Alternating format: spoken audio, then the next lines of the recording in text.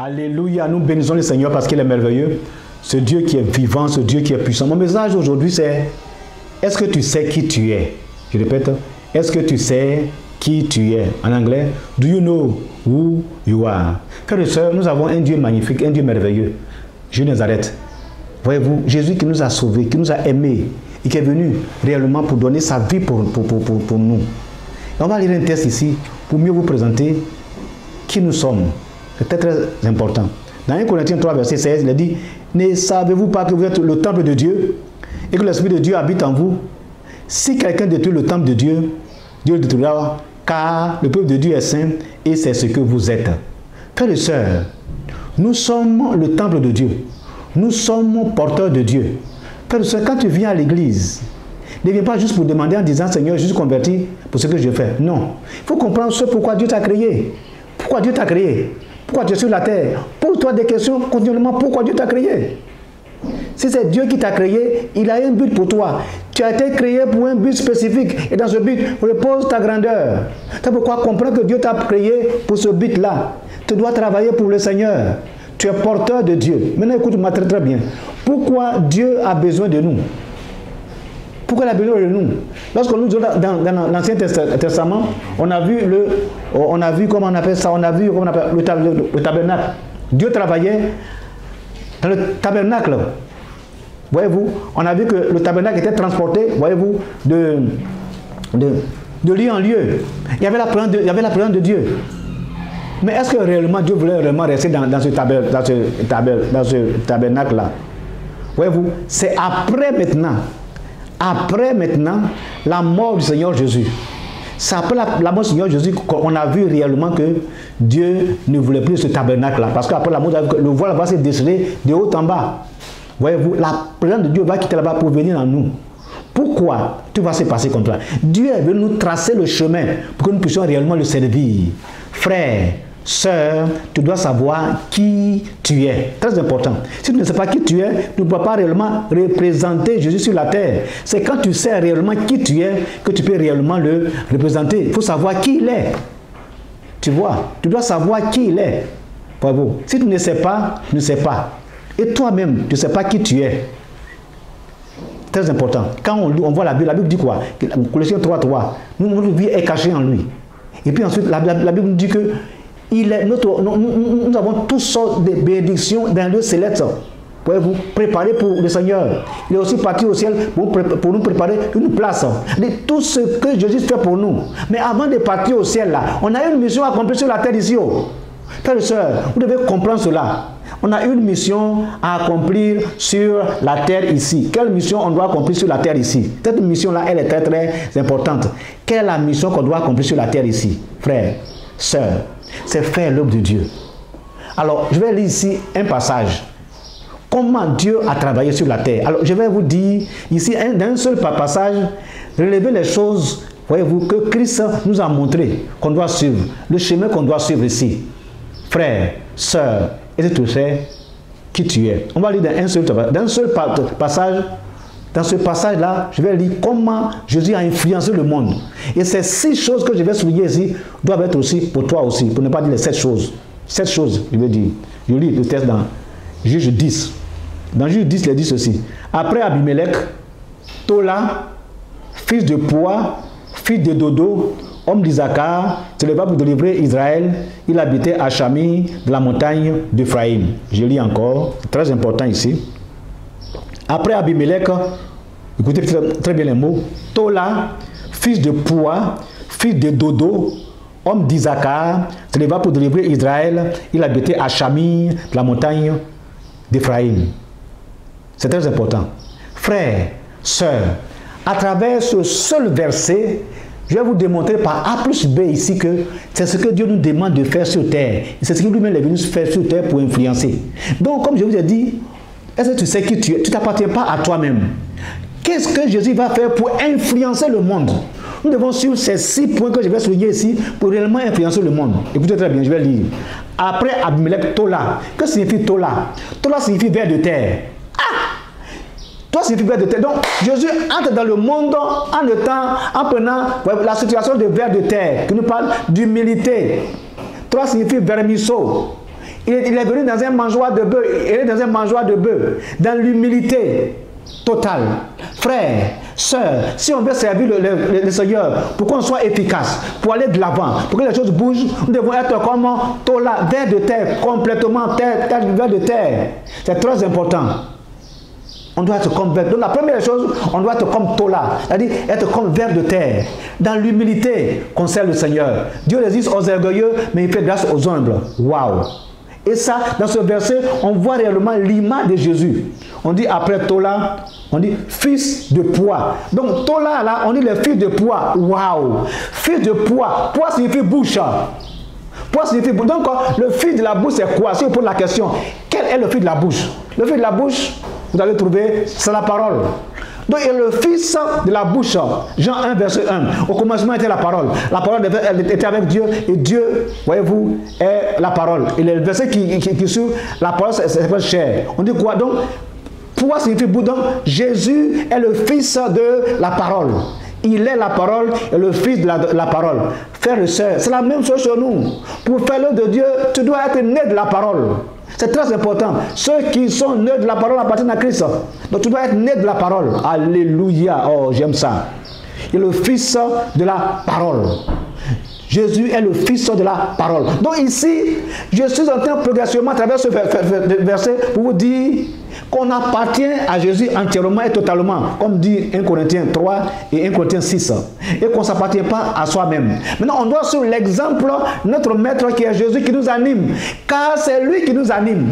Donc si quelqu'un nous anime, on doit savoir les principes qu'il a utilisés pour impacter tout le monde entier. C'est ça, c'est important. Donc, voici les principes qu'il a utilisés. Il était humble, Tola, fils de poids, né de la parole, et le fils de la parole. On dit quoi? On dit le fils de Dodo, on dit le fils de poids, deuxièmement, on dit fils de Dodo. Ah! On dit ce monsieur était un fils de Dodo. Dodo signifie amour. Aïe, aïe, aïe. Dodo signifie amour. Donc, pour impacter le monde, comme je dis, premièrement, l'humilité, comme il l'a utilisé ici. Deuxièmement, il était un fils de la parole, il est né de la parole. Voyez-vous, très important. Troisièmement, le fils de Dodo. Dodo, c'est amour. Frère, tu ne peux jamais gagner le monde entier sans amour. Frère et sœur, tout tient dans l'amour. Jean 3,16. Dieu a tant aimé le monde qu'il a donné son Fils unique afin que quiconque croit en lui ne pèse point, mais qu'il a la vie éternelle. Dodo. Frère, sœur, en grec, il y a 6 mots pour signifier amour. Je répète, en grec, il y a 6 mots pour signifier amour. Et je cite. Il y a l'amour stergé, il y a l'amour epitimia, il y a l'amour eros, il y a l'amour pornéa, il y a l'amour philo, et puis il y a l'amour agapé. Ces 6 sortes d'amour là, ce qui nous intéresse ici, c'est l'amour inconditionnel, qui est l'amour agapé. Donc on dit que ici, le monsieur là, Tola là, il est fils de Dodo. Donc ça signifie amour. Sans amour, frère et soeur, tu ne peux pas évangéliser. Dieu nous dit ici, on ne s'appartient pas à soi-même. Est-ce que tu sais qui tu es, sœur? Est-ce que tu sais qui tu es, frère? Donc ici, Dodo signifie amour. Sans amour, tu ne peux jamais gagner le monde. C'est par amour que Jésus a gagné le monde. Ce n'est pas par la bataille, ce n'est pas par les flèches, ce n'est pas par les bombes. Jean 3, il a tant aimé le monde qu'il a donné son fils. C'est par amour. Frère, tu dois entretenir l'amour 24 heures sur 24 dans ta vie. L'amour doit t'animer. L'amour doit être avec toi. L'amour doit réellement guider ta part dans tout ce que tu fais. Sans amour, tu ne peux pas servir le Seigneur. Jean dit ceci. Hé frère, hé soeur, si tu n'aimes pas ton frère qui est à côté de toi, que tu vois, tu ne l'aimes pas, comment peux-tu prétendre aimer Dieu que tu ne vois pas? Hein? Est-ce que tu comprends? L'amour, l'amour, l'amour. L'amour doit conduire notre pas. L'amour doit diriger notre pas. L'amour doit être là pour nous diriger, pour nous conduire. L'amour, je parle de l'amour agapé. Cet amour-là doit régner partout. Tout à l'heure, je vous ai dit quoi? Je vous ai dit que je vous ai cité les 6 sortes d'amour. Mais l'amour qu'il ne faut pas utiliser, c'est l'amour pornéa. Dans les foyers, quand tu as épousé ta femme avec l'amour pornéa, ça finit par le divorce. Comment l'amour pornéa est venu? La ville de Corinthe était construite et puis il y avait des montagnes tout autour. Il y avait 1000 prostituées qui servaient le dieu Aphrodite. Voyez-vous? Et ces prostituées-là étaient en haut. Et là-bas, il y avait des femmes parfaites. C'est des miss au fait. 1000 prostituées miss. Donc c'était l'amour libre. Chacun pouvait monter, quitter la plaine ici et puis monter là-bas. c'est là qu'est venu l'amour pornia, c'est-à-dire l'amour libre. C'était tellement puissant que ces prostituées-là, finalement, l'église de Corinthe était affectée parce qu'il y avait des montagnes tout autour de Corinthe. Voyez-vous, mais voyez-vous, il y avait des dieux, il y avait ce Dieu-là qu'on adorait en haut là-bas, c'était l'amour libre. Et ça avait complètement affecté vraiment la plaine, que même dans l'église de Corinthe, il y avait quelqu'un qui avait pris la femme de sa. Il y avait quelqu'un qui avait pris la femme de son papa, mais tout simplement, ça avait affecté, voyez-vous. Mais l'amour dont il s'agit ici, frères et sœurs, c'est le vrai amour, l'amour dodo, l'amour inconditionnel, l'amour que Christ crée en nous. Mais c'est pas tout. On dit il est quoi? Le fils de Poa, fils de Dodo, on dit il est homme d'Isaacar. Waouh! Il est l'homme d'Isaacar. Isaacar signifie rachat. Isaacar signifie quoi? Rachat. C'est lui qui nous a rachetés. C'est lui qui a donné son sang pour nous. Voici, ce sont des cités comment Jésus a impacté le monde. Donc, Isaacar signifie rachat. Donc c'est lui qui nous a rachetés. C'est lui qui a donné sa vie pour nous. Écoutez-moi très bien. C'est lui qui a donné sa vie pour nous racheter. Et si toi, frère, toi, sœur, tu veux vraiment plaire au Seigneur, tu dois aussi donner ta vie aussi pour les autres aussi. On t'insulte, ne dis rien. On te critique, ne dis rien. Il faudra que tu puisses comprendre que quelqu'un a donné sa vie à la croix pour toi, pour te racheter. Donc ce rachat-là, c'est ça. Il a subi à la croix, on l'a giflé, il n'a rien. Il a dit ceci: j'ai le pouvoir de donner ma vie, j'ai le pouvoir de reprendre ma vie, tel est l'ordre de mon Père. Mais je donne volontairement ma vie parce que je vous aime, l'amour dodo, parce que je vous aime. Toi aussi, tu dois comprendre que Dieu t'a racheté. Toi aussi, tu dois faire, ça dit, racheter quelqu'un, ça dit, il a fait des sacrifices. Donc, si un enfant de Dieu n'entretient pas de sacrifice dans ta vie, c'est que tu n'es pas chrétien. Sœur, tu n'es pas chrétien. Tu te plains à tout moment. On m'a fait ceci, on m'a fait cela, je ne comprends pas. On dit d'aller évangéliser, tu te plains matin, midi et soir. On m'a fait ceci, tu vois tes péchés partout. On m'a fait tout le monde, tu critiques tout le monde. Frère, sœur, est-ce qu'on t'a crucifié? Montre-moi tes mains. On t'a crucifié? Ça, c'est Jésus a fait le grand sacrifice en se faisant crucifier. Et toi, le petit sacrifice qu'on te demande, va au dehors, on t'insulte, dis merci. Si on te gifle sur la joue droite, il faut tendre la joue gauche. Continue le chemin, fais le travail de Dieu. Mets Jésus au centre de ta vie. Non pas ton travail vient en deuxième position. Mets Jésus au centre de ta vie. Et dis-lui réellement de te diriger, de te conduire. Que Jésus occupe la première place de ta vie, deuxième place, c'est ton travail. Il dit, si j'occupe la première place, tous tes besoins là, je suis là pour te donner tout. Il est le Dieu pourvoyeur. Donc, il est le Dieu qui nous a rachetés. Il a fait un sacrifice. Dieu aussi, pour impacter le monde, Dieu nous montre l'exemple, le sacrifice suprême qu'il a fait, en livrant sa vie. Toi aussi, fais le sacrifice en livrant ta vie pour les autres aussi, pour aller de l'avant, pour bouger. Ah, j'aime ça. C'est pas fini. Il est quoi? On dit, fils de Dodo, homme d'Isaacar, on dit, il s'éleva pour délivrer Israël. C'est pas tout. On dit, il habitait à Chami, dans le seul verset. Il habitait à Chami. Chami signifie épine. Chami signifie épino. Voyez-vous? Voici, fils de Dodo, il habitait où ça? À Chami. Maintenant, une question. Écoutez-moi attentivement. Je vous ai dit qu'en lisant le texte, on dit, après Abimelech, Tola, fils de Poa. Alors, Tola signifie ver de terre. Et puis, regardez, on dit il habitait à Chami. Chami signifie épine. S'il y a une place sur la terre que le ver de terre doit fuir, c'est les épines. Mais on dit il habitait à Chami. Chami signifie épine. Quand bien même il est ver de terre, mais il habitait quand même à Chami. Et Dieu te demande aussi d'habiter Chami. Ah! Comment faire pour habiter Chami? Frère, pour habiter Chami, c'est très simple. Je te dis maintenant. Écoute-moi très bien. Il est ver de terre, on dit il habite à Chami. En principe, quand ver de terre voit les épines, il doit fuir. Non, on me dit, c'est là-bas qu'il habitait. Pourquoi il peut habiter Chami? Frères et sœurs, c'est pas compliqué, c'est à cause de sa naissance. Quand tu es né de la parole, comme il a dit, il est né le fils de Poa.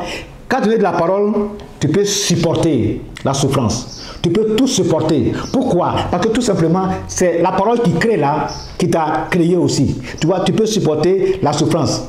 Quand quelqu'un n'est pas né de la parole, tu fuis tout ce qui est devant toi comme attaque, comme opposition, comme oppression, comme les choses qui se passent. Ah, moi je sais pas. Non, non, non. Quand tu es né de la parole, Christ est avec toi.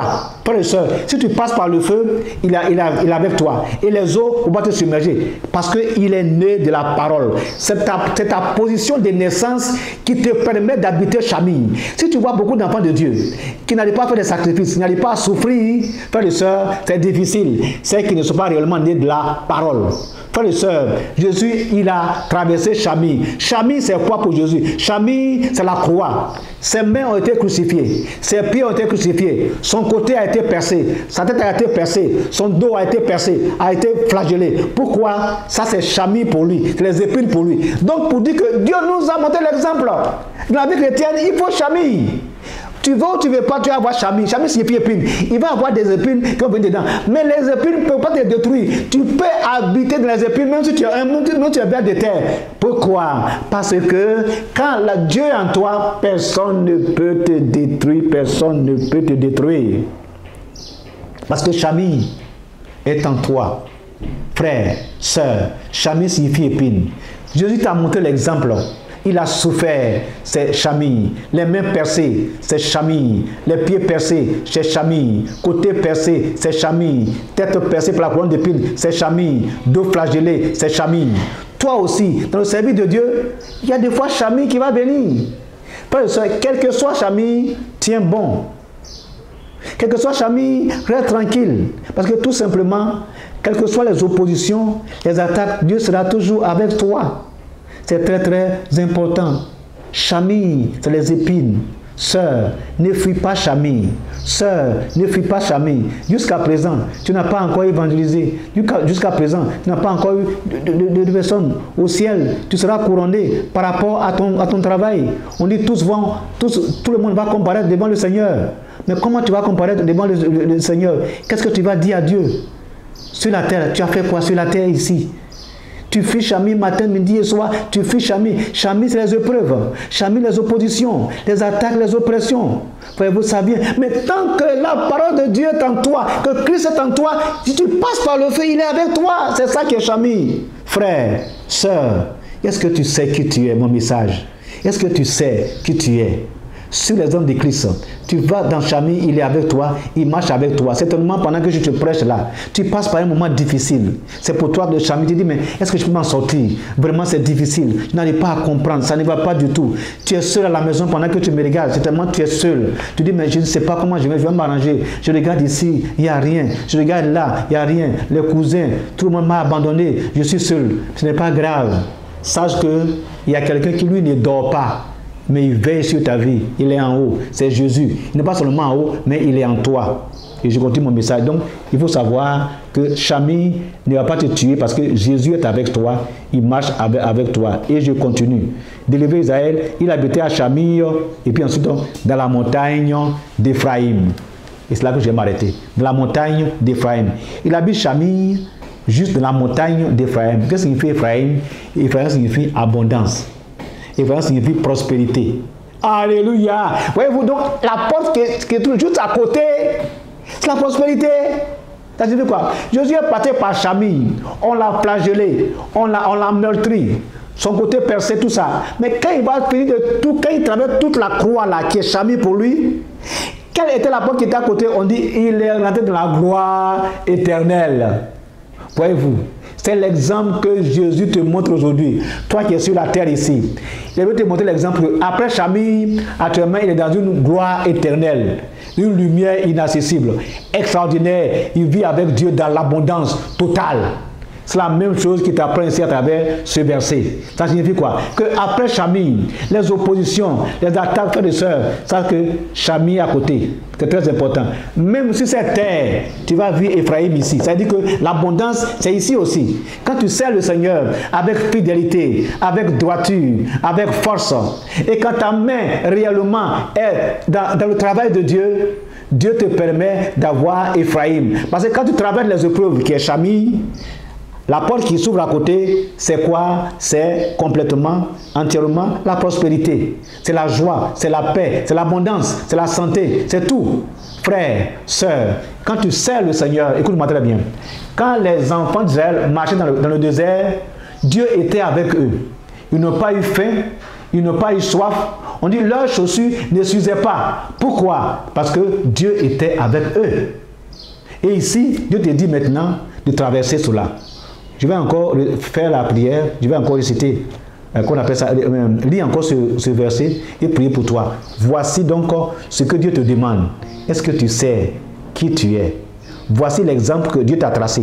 Prends ce verset et pendant toute vie sur terre, que ce verset soit pour toi. C'est l'exemple que Jésus a créé. On va encore relire ce verset. Juste 10, verset 1. Un seul verset. Après Abimelech, Tola, qui signifie quoi? Vers de terre. Sois humble. Humble dans le service de Dieu. C'est ce que Dieu est venu te montrer, comme lui. Fils de poids, être né de la parole. Appuie-toi sur la parole. Fils de la bouche, le fils de la poids, c'est fils de la bouche. Poids, c'est bouche. Donc, être né de la fils de la bouche, c'est-à-dire, tu es né de la parole. Appuie-toi sur la parole. Si tu es né de la parole, tu ne peux rien faire. Frère et soeur, tu ne peux rien faire sans la parole. Si les paroles de Christ demeurent en toi, tout est possible à toi. C'est la parole qui fait la différence, frère et soeur. Fils de dodo, l'amour. Il nous a montré l'amour. Tu dois être aussi amour aussi. L'amour doit être avec toi. Frère et soeur, l'amour doit être là avec toi. L'amour doit te conduire. Dans tous tes pas, qu'on voit l'amour dans ce que tu fais. Homme d'Isaacar, il t'a racheté avec un grand prix. Il a fait des sacrifices. Ce sacrifice-là doit aussi être pour toi aussi. C'est un chemin que Dieu te montre ici. Il t'a fait des sacrifices aussi, voyez-vous. C'est important. Il s'est sacrifié pour toi. Donc dans ta vie, les sacrifices c'est quoi? Les attaques, voyez-vous, qui peuvent venir. Il faut avoir le sacrifice dans ta vie. Sacrifier ta vie aussi pour les autres. Paul a dit ceci: soyez mes imitateurs comme le suis de Christ. Ah, Paul dit soyez mes imitateurs comme le suis de Christ. On n'a qu'à imiter. Mais Paul a souffert. Il a fait des sacrifices énormes pour sa vie. Voyez-vous, on dit c'est les pour délivrer Israël. Il a habité à Chami. Chami signifie épine. Les épreuves, les attaques, les oppositions qui peuvent venir. Il faut les supporter car Christ est avec toi. Il habitait où? La montagne d'Ibrahim. Après les épreuves, qu'est-ce qui arrive? L'abondance, la joie et la paix. Que le Seigneur vous bénisse. Amen, amen, amen. Je vais prier pour vous maintenant, pour que vous puissiez impacter le monde comme Christ a fait ici par ces 6 points. Et dans le seul verset que j'ai lu, c'est vraiment la mission de Jésus sur la terre. Cette mission-là qui veut te dire aussi, sœur, est-ce que tu sais qui tu es? Frère, est-ce que tu sais qui tu es? Voici, base-toi tous ces 6 principes-là. Et c'est avec ça maintenant que je vais prier pour toi, pour demander à Dieu d'intervenir, pour que tu sois totalement indépendable. Nous prions maintenant pour toi maintenant. Seigneur, je vais te remercier, te bénir, parce que tu es amour, tu es compatissant. En toi, il n'y a aucun nombre de variations. Père, je te prie aujourd'hui maintenant que pour cette prière, Seigneur, que ces frères et ces sœurs soient totalement transformés. Papa, tu as dit que, Seigneur, après il y a eu Tola, vers de terre. Permets que nous soyons tous, pour ceux qui m'écoutent, nous soyons comme humbles, comme des vers de terre. Des personnes, Seigneur, mon Dieu, un peu qui comprennent que réellement l'humilité, pour ça de la gloire. Manifeste ta puissance sur nous. Agis avec force, avec puissance. Il dit les fils de poids, fils de la parole. La naissance par la parole. La naissance de la parole de Dieu. On est de la parole. Que la parole représente pour nous, Seigneur, la principale des choses, Seigneur mon Dieu.